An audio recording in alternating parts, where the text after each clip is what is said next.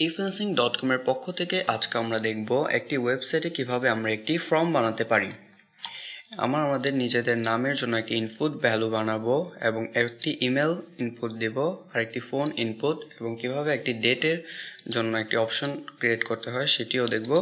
এখানে আমাদের দেখতে পাচ্ছি জেন্ডার, এখানে অপশন আছে মেল অ্যান্ড ফিমেল, দুটাই সিলেক্ট করা যাবে।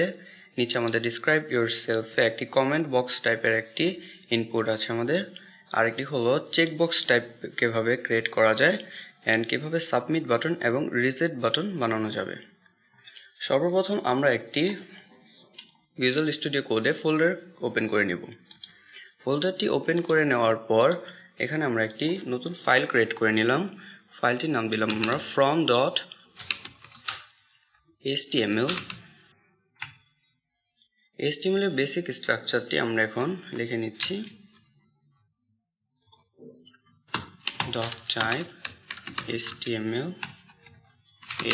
ট্যাগটি লিখে নিয়ে HTML ট্যাগের ভিতর আমরা হেড ট্যাগটি লিখে নিলাম। হেড ট্যাগের ভিতর আমাদের এখন টাইটেল আমরা উদাহরণস্বরূপ এখানে লিখলাম ফ্রম অ্যান্ড ইনপুট। হেডের পরে আমাদের এখন বডির ভিতরে আমরা এখন উদাহরণস্বরূপ h1 ট্যাগ লিখে আমরা এখানে ফ্রম অ্যান্ড ইনপুট লিখে আমাদের সাইটটি আমরা রান করে দেখব। From and input, go live অপশনে ক্লিক করে দেখি এখানে আমাদের ফ্রম অ্যান্ড ইনপুট লেখাটি এসেছে। ভিজুয়াল স্টুডিও কোডে গিয়ে আমরা এখন দেখব কিভাবে আমরা একটি ফর্ম বানাবো। ফর্ম বানানোর জন্য HTML আমাদের একটি আছে ফর্ম ট্যাগ। আমরা সর্বপ্রথম ফর্ম ট্যাগটি লিখে নিই। ফর্ম ট্যাগের ভেতরে এখন আমরা ইনপুট ট্যাগ নেব। ইনপুট, এখন আমাদের ইনপুটের একটি টাইপ দিতে হবে। আমরা প্রথমে একটি টাইপ দিলাম টেক্সট দিয়ে আমরা এটিকে ক্লোজ করে দিলাম ইনপুট ট্যাগটিকে। এখন আমরা যদি ওয়েবসাইটে যাই আমরা এখানে একটি বক্স পেয়েছি এবং সেই বক্সের ভিতরে আমরা এখন লিখতে পারছি আমাদের নাম। আমরা যদি এখন VS কোডে ওপেন করি, এখন আমরা চাচ্ছি আমাদের ইনপুট বক্সটির সামনে একটি নেম লেখা থাকবে যাতে যে কেউ এখানে ওয়েবসাইটে ঢুকলে বুঝতে পারে এখানে তার নামটি লিখতে হবে। আমরা একটি স্প্যান ট্যাগ নিচ্ছি। স্প্যান ট্যাগের ভেতরে আমরা এখন লিখব নেম ক্লোন।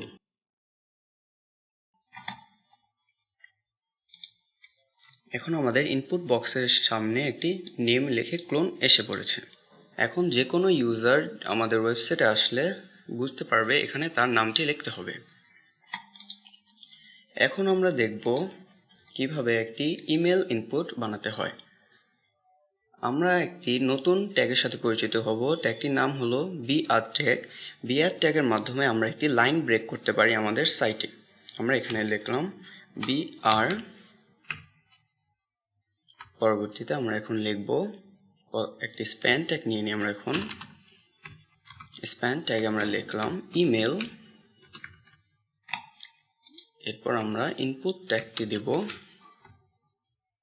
ইনপুট ট্যাগের ভেতরে আমাদের এখন টাইপ হবে ইমেল।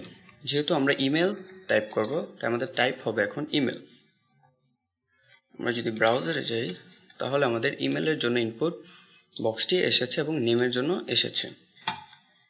এখন আমরা দেখব ইমেলের পর কিভাবে ফোনের জন্য একটি ইনপুট বক্স বানাতে পারি।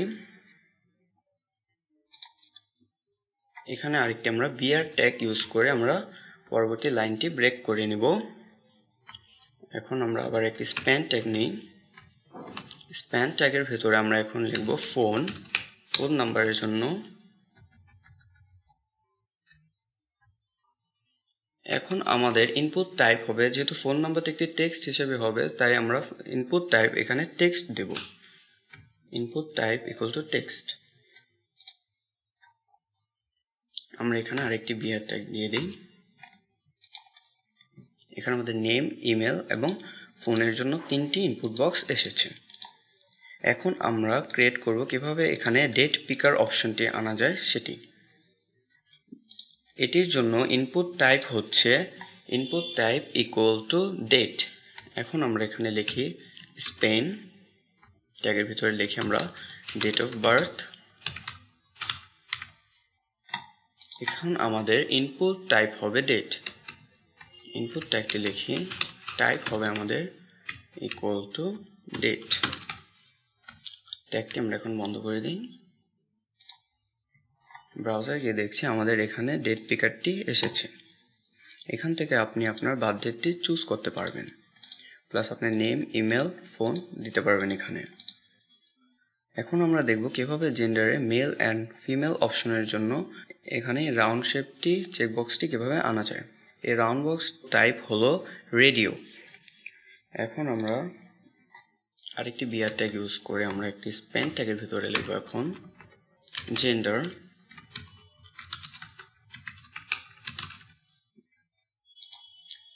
এখানে একটি ইনপুট ট্যাগ দেব। এখন আমাদের টাইপ হবে রেডিও। রেডিও। এখন যদি আমরা আমাদের ব্রাউজারে যাই তাহলে দেখতে পারবো আমাদের এখানে একটি রেডিও বাটন এসেছে। রেডিও বাটনের এখানে আমাদের মেল লেখার জন্য আমাদের আরেকটি স্প্যান ট্যাগ ইউজ করতে হবে। আমরা এখানে ইনপুটের পরে একটি স্প্যান ট্যাগ দিয়ে দিচ্ছি। স্প্যান ট্যাগের ভিতরে আমরা এখন লিখব মেল। এখন যদি আমরা ব্রাউজারে যাই তাহলে দেখছি আমাদের রেডিও বাটনের সাথে মেল লেখাটি এসেছে। এখন আমরা মেলের সাথে আরেকটি ফিমেল রেডিও বাটন দেব। সেম লাইনটিকে আমরা এখন কপি করে নিব, Ctrl+C প্রেস করে। এর নিচের লাইনে আমরা Ctrl+V প্রেস করে পেস্ট করে দিয়ে মেলের জায়গায় আমরা এখন লিখে দেব ফিমেল। ব্রাউজারে গিয়ে দেখি আমাদের মেলের জন্য এবং ফিমেলের জন্য দুটি রেডিও বাটন অ্যাড হয়ে গেছে। এখন আমরা দেখব এই টেক্সট বক্সটি কিভাবে ক্রিয়েট করতে হয়। এই টেক্সট বক্সটি ক্রিয়েট করার জন্য আমাদের ইনপুট টাইপ হচ্ছে টেক্সট এরিয়া। ভিএস কোডটি ওপেন করে নিয়ে আমাদের জেন্ডারের ফিমেল অ্যান্ড মেলের পরে আমরা একটি বিআর ট্যাগ দিয়ে দেব। পরের লাইনে আমরা লিখব টেক্সট এরিয়া ট্যাগটি। টেক্সট এরিয়ার ভিতরে আরও দুটি অ্যাট্রিবিউট দিতে হবে। একটি হলো কলস equal to 30, rows equal to 20। এখন আমাদের ভিতরে লিখতে হবে describe yourself। এখন যদি আমরা আমাদের ব্রাউজারে যাই, পেজটিকে একবার রিলোড দিই, তাহলে এখানে লেখা আসছে describe yourself। আমরা হাইটটি আর একটু কমিয়ে দিই, আমরা হাইটটি 20 করে দেই, একটু কমিয়ে দিই, এখানে আমরা 10 করে দেই। আমাদের টেক্সট বক্সটি ক্রিয়েট হয়ে গেছে। এখন আমরা দেখব কিভাবে আমরা একটি চেক বক্স ক্রিয়েট করতে পারি। চেক বক্স ক্রিয়েট করার জন্য আমাদের ইনপুট টাইপ হলো চেকবক্স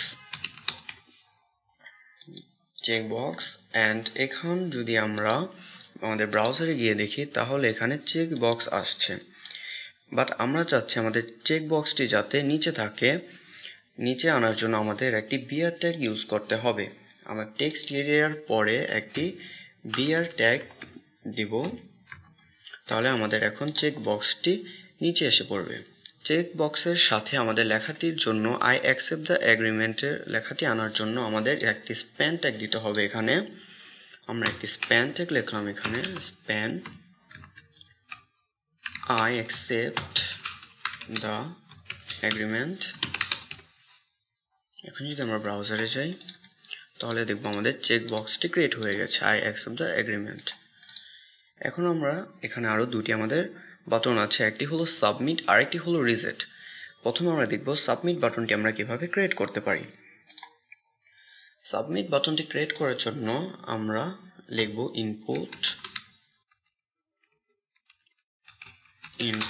টাইপ